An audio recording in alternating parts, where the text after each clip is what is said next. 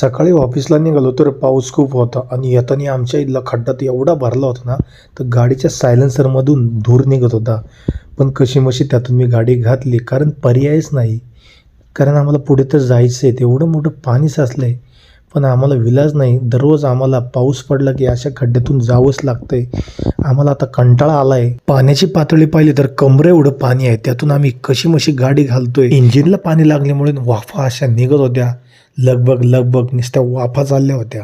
कशी तरी हळूहळू आम्ही गाडी बाहेर काढली. पावसाचं वातावरण झालं किंवा पाऊस पडत असला तर काहीतरी चटपटीत खाऊसे वाटते. टोमॅटो, कांदा, लिंबू, मिरची आणि चीज पाणी एकत्र करून अशी ओली वेळ बनवली आणि सर्वांनी एकत्र करून ओल्या वेळेचा आस्वाद घेतला. श्रावण महिना चालू आहे आणि नवनाथ ग्रंथ आम्ही वाचतो, तर आज अध्याय होता चौरंगीला हातपाय आले. अवस्था होईल याची त्याला पूर्ण कल्पना होती. तो पुन्हा चौरंगी जेथे होता त्या गुहेजवळ बद्रिकाश्रमी गेला. गुहेवरील शिळा काढली, आत गेला. तेथे वारुळ दिसले, ते त्याने फोडून पाहिले. चौरंगीच्या देहात फक्त डोळे व कंठ यात प्राण होते.